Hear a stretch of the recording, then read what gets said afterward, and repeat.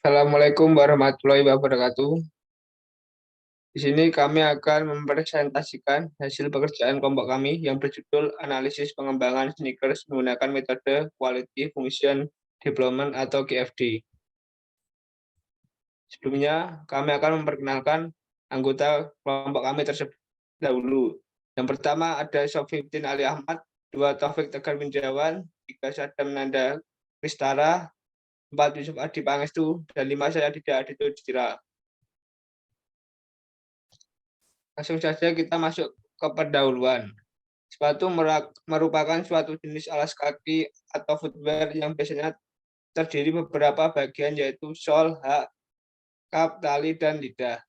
Di area perkotaan, sepatu seperti menjadi kebutuhan primer atau kebutuhan karena hampir setiap saat orang di kota memakai sepatu untuk melakukan kegiatan.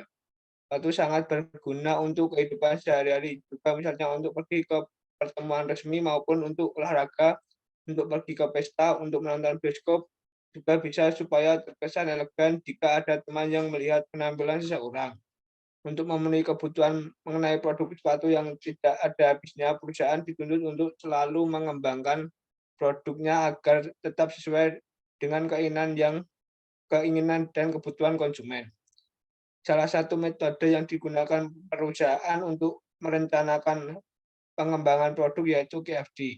QFD adalah metode terstruktur yang digunakan dalam proses perancangan dan pengembangan produk untuk menetapkan spesifikasi kebutuhan dan keinginan konsumen serta mengevaluasi secara sistematis kapabilitas produk atau jasa dalam memenuhi kebutuhan dan keinginan konsumen. Sedangkan menurut Jati 2003, QFD adalah sebuah sistem pengembangan produk yang dimulai dari merancang produk, proses manufaktur, sampai produk tersebut ke tangan konsumen, di mana pengembangan produk berdasarkan keinginan konsumen. Untuk slide selanjutnya akan dijelaskan oleh teman saya.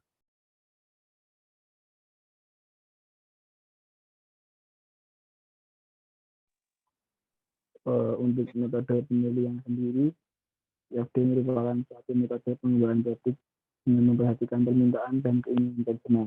Metode ini pertama kali dikemukakan oleh Dr. Yoji Akune di Jepang pada tahun 1966. Ketika menggunakan metode ini juga menggunakan metrik Cost of Quality atau HOQ, atau rumah mutu yang digunakan oleh pengembang untuk mencerminkan keinginan konsumen dari sebuah kuesioner. Metrik HOQ ini memiliki 2 bagian utama, yaitu bagian horizontal dari metrik yang menunjukkan informasi yang berhubungan dengan konsumen, dikenal dengan nama customer table, dan bagian vertikal yang berisi informasi teknik bagi respon bagi input konsumen disebut dengan technical table. Dalam metrik HOQ juga terdapat informasi lain, yaitu nilai target HOQ yang mengandung beberapa bagian. Masing-masing bagian disesuaikan agar dapat berfungsi dengan baik. Metrik HOQ dapat dilihat pada gambar berikut. Metode QFD dan HOQ ini tujuan untuk membantu perusahaan agar dapat fokus terhadap kebutuhan pasar dan konsumen ketika mau membuat suatu produk dengan melihat karakteristik yang banyak diinginkan oleh masyarakat umum.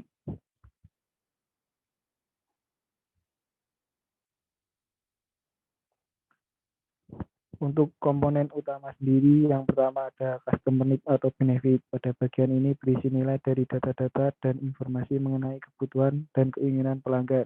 Bagian ini disebut juga suara pelanggan atau voice of customer. Yang kedua ada planning matrix. Bagian ini berisi penentuan target dari produk yang akan dibuat berdasarkan hasil riset dari bagian pertama. Yang ketiga ada technical measures. Bagian ini terjadi proses penerjemahan dari kebutuhan pelanggan ke dalam bahasa pengembangan. Penerjemahan tersebut digunakan untuk mengetahui bagaimana kebutuhan pelanggan dapat dipenuhi. Yang keempat ada relationship metric. Bagian ini digunakan pelaku usaha untuk mencari dan menentukan aspek yang perlu diperbaiki untuk melampaui kompetitor. Yang kelima ada technical correlation. Bagian ini digunakan untuk membantu tim untuk menentukan desain yang mengalami kerusakan dan menentukan kunci komunikasi antar perencana. Yang keenam ada technical metric. Pada bagian teknik metrik di mana perusahaan harus mengumpulkan 3 jenis data berikut. Yang pertama ada technical response priorities atau tingkat kepentingan persyaratan teknis. Yang kedua ada competitive technical benchmark, yaitu technical benchmarking yang menguraikan informasi keunggulan baru technical response dari kompetitor. Yang ketiga ada technical target, yaitu target kinerja karakteristik teknis dari produk yang akan dikembangkan. Selanjutnya akan dijelaskan oleh teman.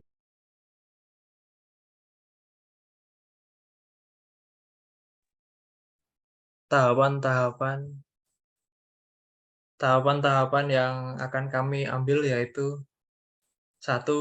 Tahap awal penelitian dengan melakukan studi literatur melalui jurnal-jurnal yang sudah ada untuk mengetahui spesifikasi tas beberapa brand untuk dijadikan perbandingan dengan menggunakan kuesioner yang nantinya akan kami sebar ke teman-teman kami mengenai spesifikasi carrier yang ideal untuk pendakian. 2. Membuat matriks House of Quality atau HOQ untuk membaca responden konsumen ke dalam spesifikasi teknis produk. 3. Data yang telah diperoleh dari matriks HOQ kemudian dianalisis dengan menggunakan metode Quality Function Deployment atau QFD untuk kemudian dapat diambil kesimpulan.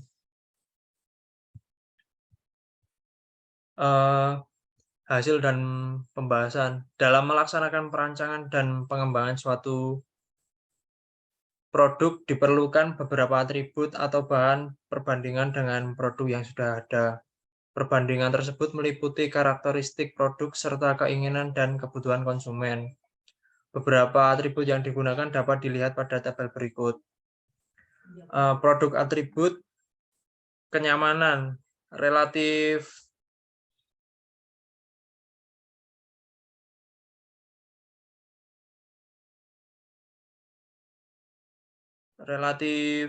Importer Index atau wake factor. 1 kenyamanan nilainya 3, harga 3, kualitas harganya 2, durability nilainya 5, model atau desain nilainya 4, merek nilainya 3, packaging nilainya 3. Karakteristik di atas digunakan perancang sebagai bahan pembanding dengan produk dari brand yang lain. Produk yang dihasilkan haruslah memiliki keunggulan yang lebih sehingga membedakan dari produk yang sudah ada. Karakteristik tersebut didapat dari hasil kuesioner yang sudah disebar oleh pengembang untuk mengetahui kebutuhan dan keinginan konsumen. Lanjut, Mas.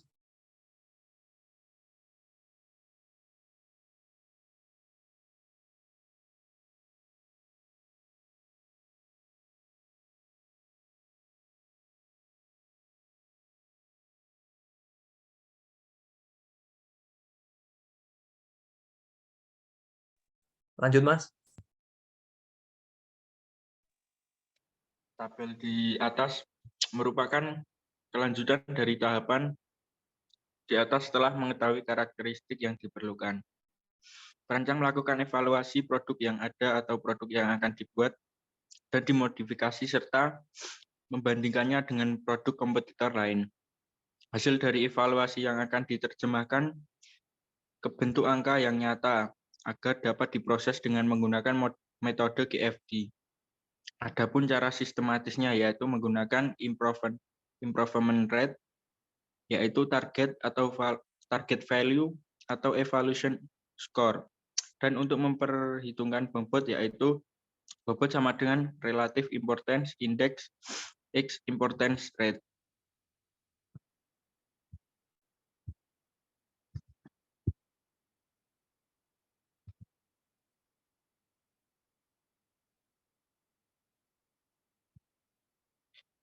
Setelah didapat dua tabel di atas, kemudian hasil yang didapat dimasukkan ke kolom metrik the House of Quality. Selanjutnya data tersebut dijabarkan oleh perancang. Perancang akan menentukan hubungan antar atribut. Adapun tanda yang dipakai buat mengetahui hubungan antar atribut antara lain weak relationship, strong relationship, kemudian metode relationship. Hasil dari semua perhitungan di atas akan dimasukkan ke matriks House of Quality.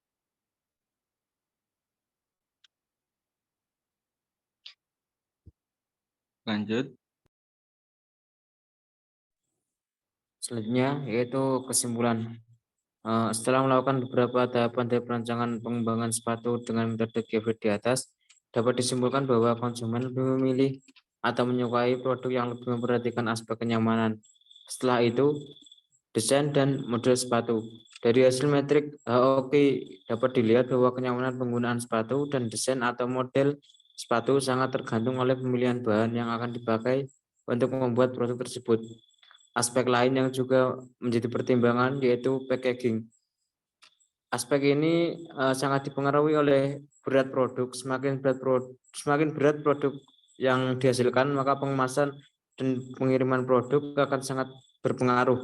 Selain itu juga berpengaruh pada aspek kenyamanan penggunaan produk.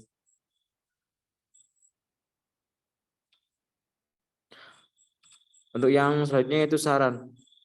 Setelah menguji produk sepatu sneakers ini, mengamati dari hasil olah data dari data kuesioner, ada beberapa item yang perlu ditingkatkan. Saran dari penulis yaitu meningkatkan banyaknya kuesioner yang dibuat untuk meningkatkan variasi karakteristik atribut, menerima keluhan dan sanggahan konsumen, sehingga produsen dan pengembang dapat mengevaluasi produk yang sudah ada agar kedepannya menjadi lebih baik. Penulis berharap tulisan ini dapat membantu para pengembang produk selanjutnya untuk mengembangkan produknya masing-masing.